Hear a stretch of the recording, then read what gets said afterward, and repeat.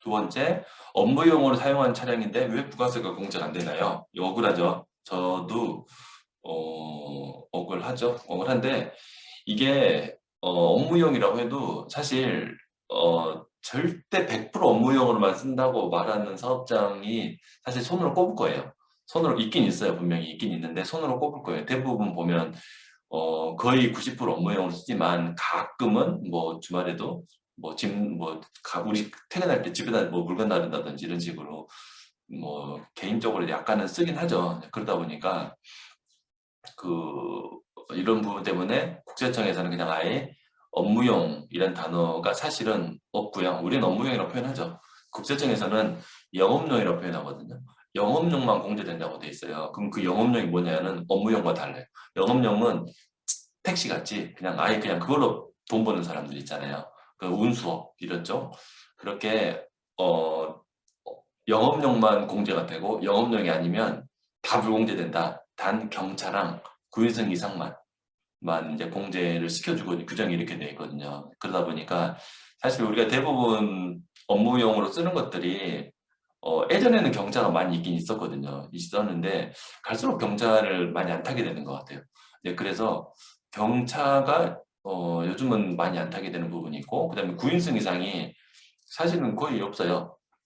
그 카니발에서 9인승 이상 있긴 있잖아요. 근데 이제 그냥 일반 SUV를 9인승으로 만들면 닥치닥치 워낙 붙어 있게 되니까 좀 적절하지 않은 경우가 많다 보니까 그 일부러 공제를 받기 위해서 9인승 이상으로 뽑기가 좀 그래요. 그러기 때문에 이제 이제 공제되는 차량은 워낙 작게 되는 거고 그지만 이건 승용차 개념이기 때문에 뒤에 벤이 달렸다던가 그런 거 있잖아요. 앞에는 4명 안 되는데 뒤에 벤이 있다던가 뭐 트럭이라든지 이런 경우는 당연히 공개되는 거고 네, 그렇기 때문에 이런 부분에 있어서 우리가 업무용을 사용한 차량인데 왜 불공제가 안 되냐라고 물어보면 그냥 아예 법에서 그냥 명시가 돼 있어요. 불분명하게 쓰는 경우들이 나오기 때문에 그렇기 때문에 이제 공제를 하고자 한다면 경차 아니면 구인승 이상만인데요. 일단 관련 규정 봐볼게요. 영업용으로 돼 있죠. 운수업 같이 아예 그것만 직접적으로 사용하는 경우만 공제된다고 돼 있고요.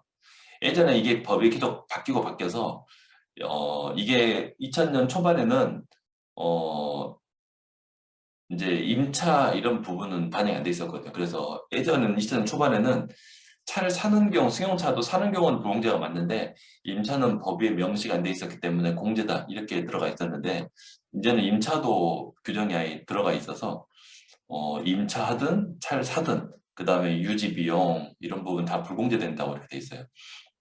그렇지만 이 부분은 부가세가 불공제되는 거고 법인세 비용 처리는 다 되죠. 법인세 비용 처리는 되기 때문에 뭐 이번에 아까 어제 퀴즈도 있었죠. 뭐 한도라든지 업무일지 이런 부분은 법인세 비용 처리 한도에 대한 부분이고 부가세 부분은 경차라든지 구인승 이상은 공제되고 그 외에는 승용차는 무조건 불공제된다. 이 부분은 승용차의 개념이기 때문에 승용차가 아닌 부분은 당연히 다 공제된다. 이렇게 생각하시면 돼요. 혹시라도 회사에서 뭐 트럭 한 대 있고 자가용 2대 있는 경우 있잖아요. 이런 경우 트럭은 공제가 되는 부분이거든요. 그렇기 때문에 이 부분 어떻게 공제할 건지 이제 저희들이랑은 좀 이야기를 해서 좀 구분해서 공제하도록 하긴 해야 되거든요. 여기서 보면 수용차 범위 이렇게 돼 있죠. 8인승 이하. 그러니까 결론 9인승 넘어가는 건 되는 거고 경차는 제외돼 있고요. 오토바이도 제가 오토바이 사실 잘 몰라요. 오토바이도 일반적인 오토바이는 다 공제가 돼요. 근데 125cc 초과면 뭐 안 된다 하는데 125cc가 제가 어느 정도인지는 감이 없거든요.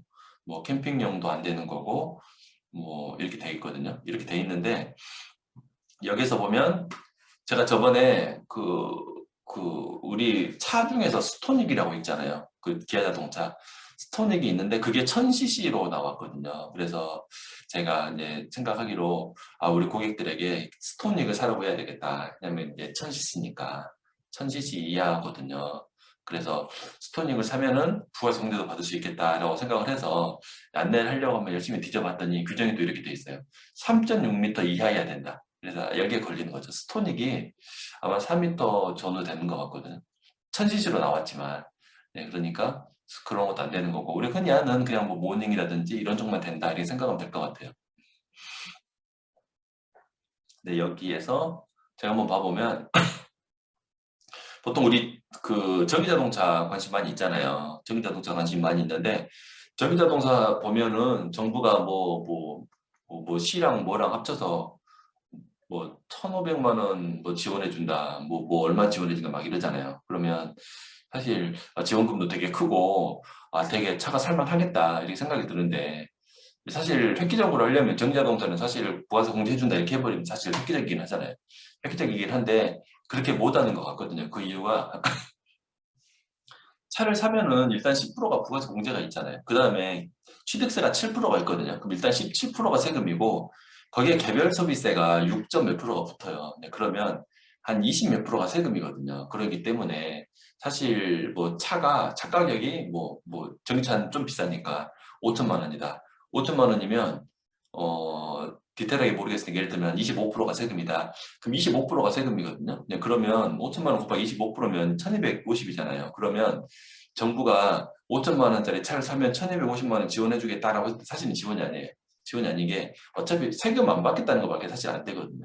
네, 진짜 획기적이려면 1250만 원도 지원해주고 취득세랑 뭐 예를 들면 부가세도 공제해주겠다. 네, 그러면 되게 획기적인데 그거는 다 받으면서 결론은 뭐 1,500만 원 지원해주겠다, 1,400만 원 지원해주겠다, 1,200만 원 지원해주겠다 막 이러잖아요. 어떻게 보면 세금 돌려주는 것밖에 안 되니까 큰 뭐 지원도 아닌데 이런 부분 보면 부가세도 불공제되고 뭐 기타 차량 관련 세금들이 되게 많이 있죠.